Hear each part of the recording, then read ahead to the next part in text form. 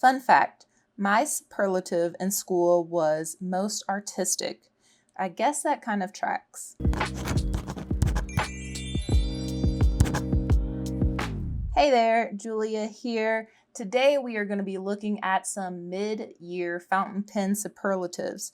Right off the bat, thanks to Karina at Karina Loves to Plan for starting this little video chain. This is super fun for mid-year. I did change some of the names of the superlatives and I wanted to add a couple, but overall I just thought this would be really fun to do. So let's go ahead and hop into the first one. So the first superlative that I am giving away is for the old soul. And the Old Soul is my first fountain pen. And I've mentioned this quite a few times on the channel, but hey, it's still gonna get the award or the recognition for this one. This is the Kaweco Sport and Iridescent Pearl. I got this fountain pen in a Papercraft Pantry pen club box. They no longer do that little pen club. And I just thought it was super pretty. And it came with a cartridge. And I remember thinking, oh, this is way easier than I thought it was going to be to use. And so I inked it up, started to use it in my bullet journal. This is a medium nib.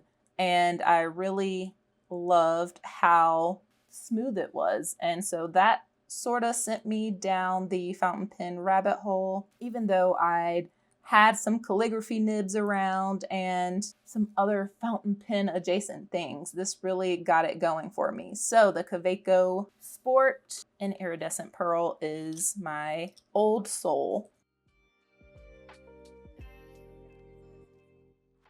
That's probably spelled wrong. Okay, the next superlative is new and shiny. And new and shiny goes to my most recent fountain pen. And I'm just going to say the most recent fountain pen that I have in hand. And this one is super new and shiny because it literally came a couple of hours ago, maybe. And that is the Pilot Falcon with a soft, fine nib. Take a look at that crazy looking nib. How fun is that?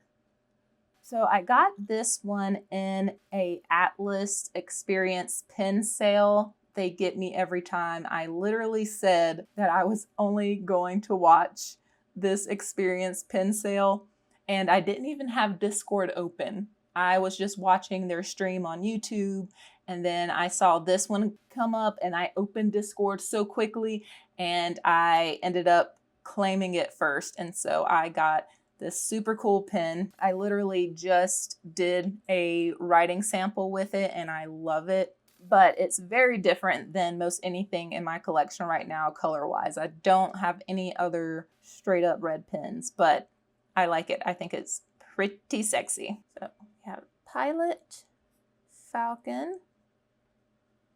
Okay, the next superlative that we are going to give is oldest pen. And this means oldest as in when it was produced. I have a few vintage pens, but the oldest one, according to my research, is this Shaeffer Triumph.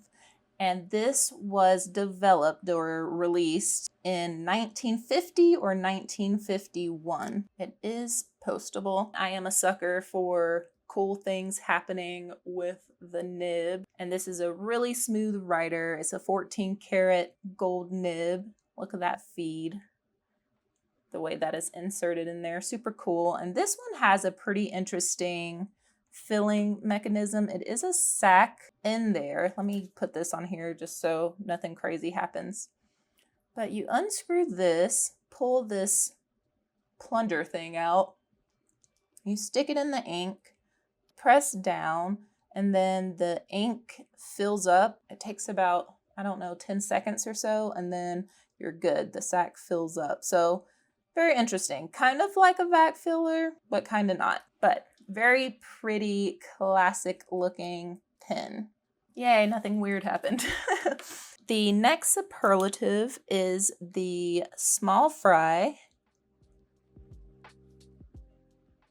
which goes to the smallest pen that I have. And I have several of these pens, but I just grabbed one of my newest ones, and it is the Kaweco Sport. It's indeed a pocket pen, and it was by far the shortest pen. Like, I don't know if by far is the right word, but it was very obvious that this one was the shortest pen. But when you post it, it's a very nice size. It bypasses the crook of my hand, so that's really nice and it's really comfortable. This is the Kaweco Art Sport, and I'll try to leave anything and everything down in the description if you're curious about where to find some of these pens. So our small fry for this year is the Kaweco Sport.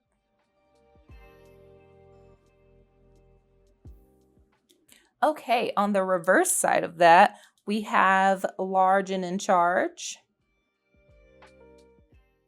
And so large and in charge goes to the largest pen that I have. And my first thought was the Pelikan M1000, just because it is like a very beefy pen and the nib is just ugh. Every time I like uncap it, I think I know what the nib is going to look like, but it always looks larger than what I think. And I'm like, whoa. So yes, this is a very large pen, but I have a Bone Crusher 7 Studios Velma model, and it is larger than the Pelikan M1000 by quite a bit. Yeah, you can post this. This I don't think, and I don't have a nib in it. So obviously post it, this would be the biggest pen, but I'm gonna give it to the Bone Crusher 7 Studio Velma model as being the large and in charge pen.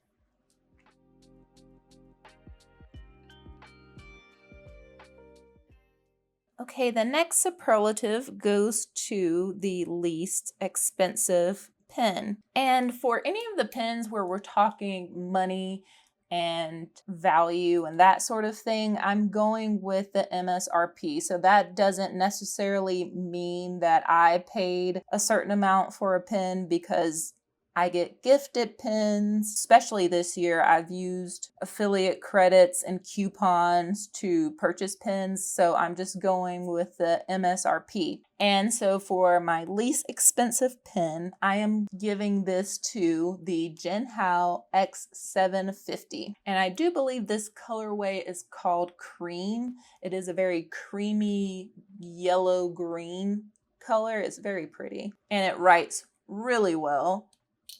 And the MSRP for this one, you can find it for around $9.90. So very affordable pen. Comes with a converter, though I don't know. Yep, there's one in there. It has a nice, comfortable grip section, nice sized nib as well, and it writes surprisingly smooth. So our least expensive champ is the Jinhao X750.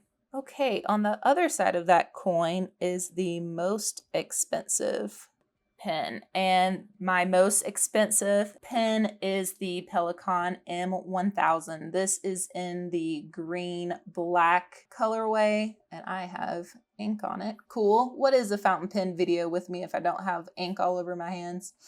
So the MSRP on this one, I kind of found it ranged quite a bit, anywhere from $700 to $900. I've even here and there saw it for over $1,000.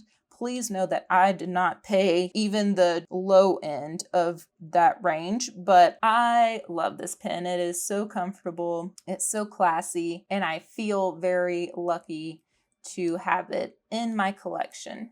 And I think this is an extra, yes, this has an extra fine nib. I came prepared today, y'all, so I have ink and extra paper so we can do some on-the-fly writing, but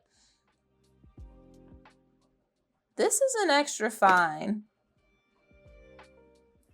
and it's still pretty fat and juicy, but the nib is really bouncy, and it's honestly one of my favorite pens. Okay, the next superlative goes to the most spontaneous.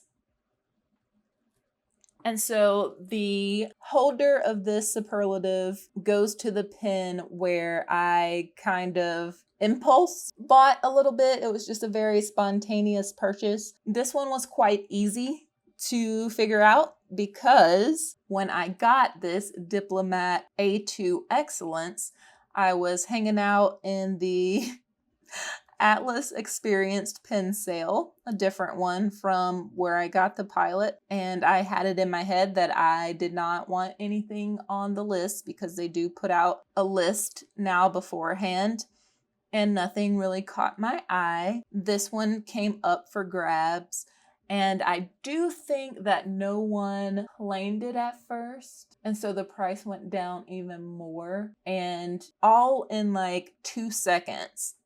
I thought, hey, I have a Diplomat Traveler. I really like how that pen writes, even though it's super skinny around. Let's try a different one. Claim.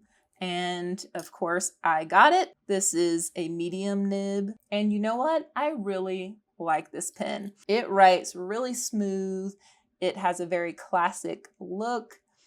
And I really like the Diplomat grip section here. This kind of like hard rubber situation. It catches the light really nice. Sometimes it looks black, sometimes it looks gray, and sometimes it even looks a little bit brown.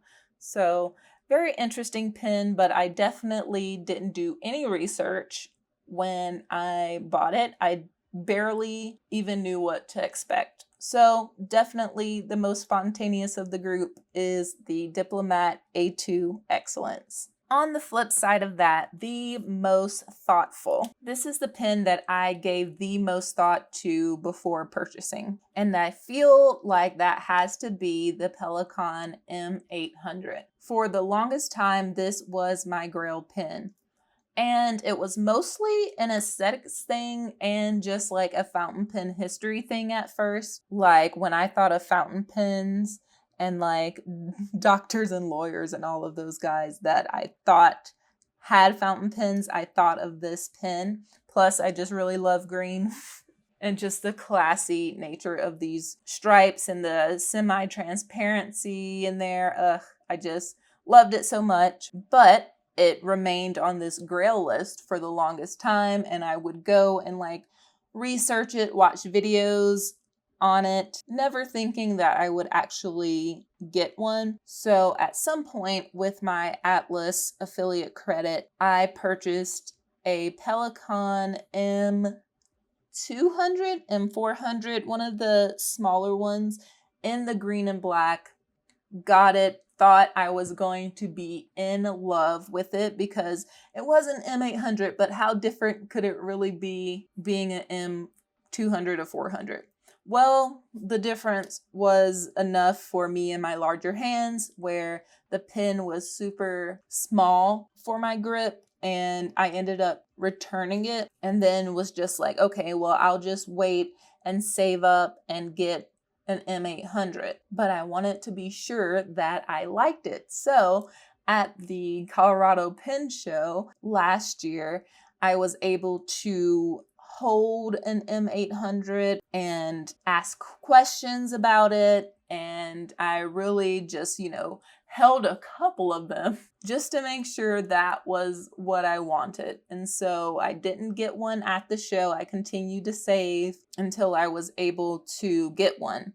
Lo and behold, when I got my M800, I was very excited about it. However, the body was the newer opaque body that they do now. I think they may be going back to the transparent body, or the semi-transparent body. I don't know if you can tell that. You can see through the little small stripes here. I didn't think that having the fully opaque body was going to be that big of a deal, but it kind of was, because I am not a fan of a piston filler pen where I can't see where my ink levels are. And so that really put a damper on my Grail pen. From there, I met with my pal and pen dealer, Joel, with Ink pen vintage pens, and he swapped me my opaque body for the semi-transparent body. So all of this pen minus this section is from that M800 that I originally got, and we just swapped out the body of the pen. So yes, even the story is super long, but this was my most thoughtful purchase. It just had the most research involved and making sure that I liked how it felt in my hand, and then making sure that the body was what I wanted. So it's finally where I want it. I think maybe even, I can't remember. Okay, I lied. This nib isn't even the one that I originally got. I think I swapped out the nib as well, because I may have originally had a medium and it was just way, way too juicy. So I ended up getting an extra fine as well. So yeah, that is the story of my most thoughtful pen, the M800. The next superlative goes to the most surprising. Is it surprising? Surprising. Okay. So I really like how this superlative is worded, because it could be surprising like a good thing, surprising like a bad thing. Meh. So for me, the most surprising pen purchase has been the Magna Carta M600. Now this pen was gifted to me by my wonderful husband, who heard me oogling over it during a Goulet Pens pen cast and kind of surprised me with it. But this pen has a flex nib. And I had tried a few flex nibs before in the Leonardo, Monteverde, Esterbrook. Hell, I thought the Ferris Wheel Press brush fountain pen was a flex nib, even though it is not. But I just wasn't happy with the flex nibs. But lo and behold, when I got this, I was so stoked that it was very similar to like the Tombow Furunosuke kind of style. And bonus points, I thought, was the reverse writing was perfect, as far as like an extra fine, somewhere in between there, which is perfect for my planners with a very tight grid.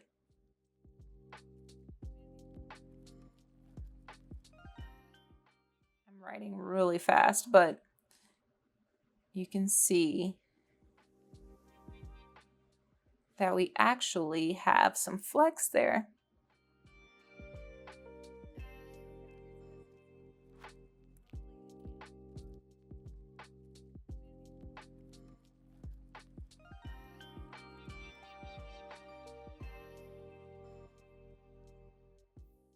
Oddly enough, the only issues I have had with it is feathering on some papers, not all papers. It's looking like it's gonna be okay on this Tomoe River paper, but the reverse writing is really nice too.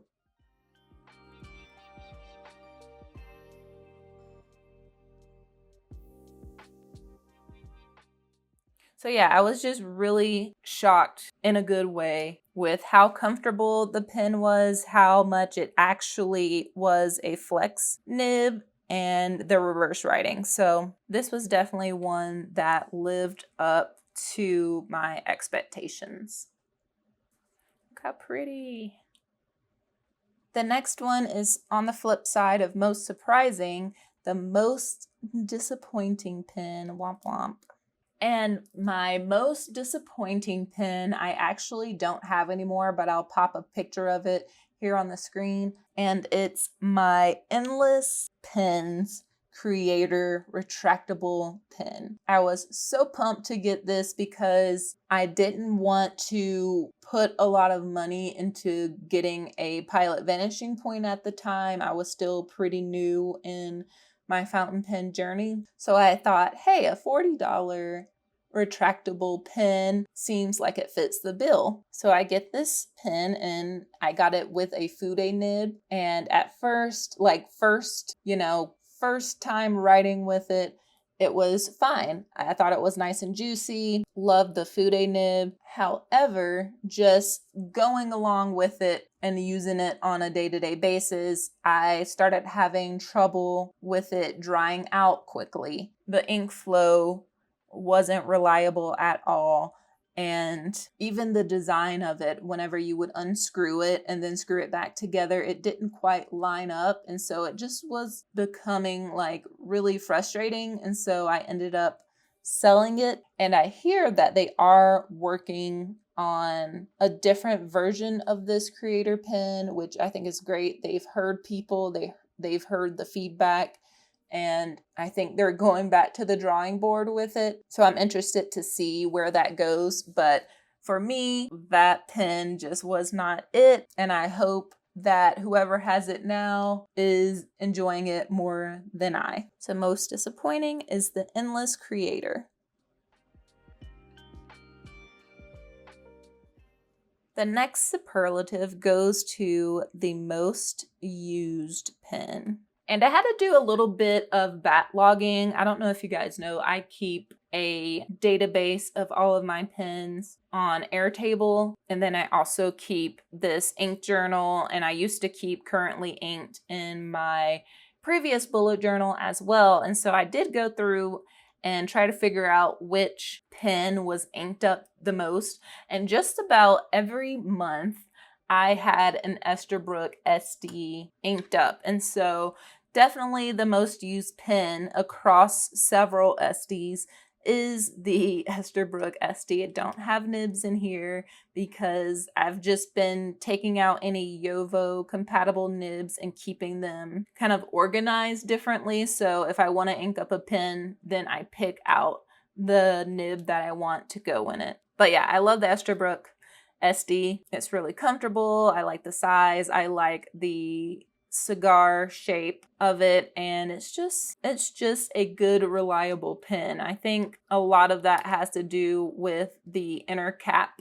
system as well. It keeps the nib nice and wet and primed and ready to go. So super reliable, and I love my SDs. Okay, the next superlative is the least used. And so this one was a little hard just because obviously, technically, this is going to be my least used pen because I just got it. So I made another arbitrary sort of condition that I was just going to look at pens that I've had longer than 6 months and just like what I haven't used out of those pens in the time that I had them. I kind of just went with a feeling, half data, something like that. But I came up with this Baron Maple Burl fountain pen, and I really can't say a reason why this one is the least used. It writes fine. I actually had it tuned up this past October at the Colorado pen show, and it writes beautifully, but maybe I'll ink it up this fall. It just gives me fall vibes. It is a fine. Oh yeah, it writes great.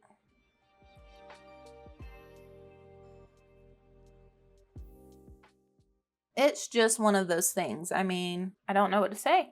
It's a gorgeous pen.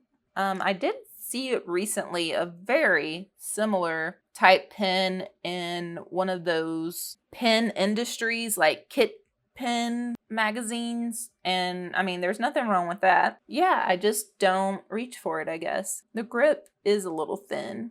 I feel like this is a little small. It's giving the little Beetlejuice head guy. But anyways, that is my least used pen at the moment. Okay, the next superlative goes to the most brand loyal. So this is the brand that I have the most of, and this one was actually super easy. It's Esterbrook because I have quite a few Esterbrook SDs. I also have an Esterbrook JR in Fantasia here. And then I recently got the Esterbrook Model J. So I do have the most Esterbrook's, shortly followed by Pilot. So Pilot is kind of the runner-up there, but Esterbrook for sure I have the most of, and I'm actually really fine with that. As I said earlier with the Esterbrook Estes, I really love them. The Model J is also really comfortable. I love that it also takes the same nibs that go in the Esterbrook Esty, and this is so classy. Like, this is gorgeous. Look how, oh, can we just have a moment for the Violet Model J? Okay, so the next superlative goes to best dressed. I felt like you can't do a superlative list without best dress, and in the pin space, the best dress is just like the best looking pin to me. And right now we're going to give it to the Tailored Pin Company's Wildflowers pin. It's just, let me just do a little spin here, but I just love this. The actual wildflowers in the resin, the colors of this is like super nice matte finish. It just has so much depth and interest to it, and I love like this big petal down on the bottom. It makes me think of dirt. And so like the flowers are being thrown up from the dirt. I don't know, but I just think it is a stunner. And so, yeah, I'm going to give that the superlative for this year. They actually put this pin up on their Instagram with a couple of others and said that they were available. And I immediately messaged and definitely thought it was gone, but it wasn't. So it just caught my eye, and that is that. The next superlative is going to be a naughty one. No, this one is the most wet. Teehee, in parentheses, teehee. So, I mean, it is what it is. You've already seen it right. The Pelikan M1000 also gets the most wet superlative. And I mean, you saw at even extra fine how juicy this pin writes. I think I initially had a medium on here. I can't remember. Either way, the Pelikan medium is out of this world, juicy and wet as well. But even at extra fine, like, you cannot deny how wet the Pelikans are. And so we had to give it to them. Even more so than the like one or two broads that I have. No comparison there.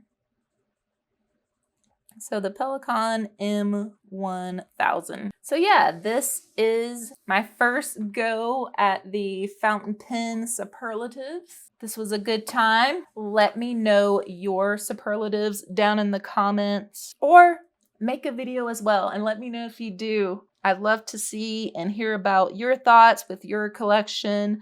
Thank you guys so much for watching. If you want to check out my fountain pen collection, which is a little bit outdated already, I will leave that video for you right here.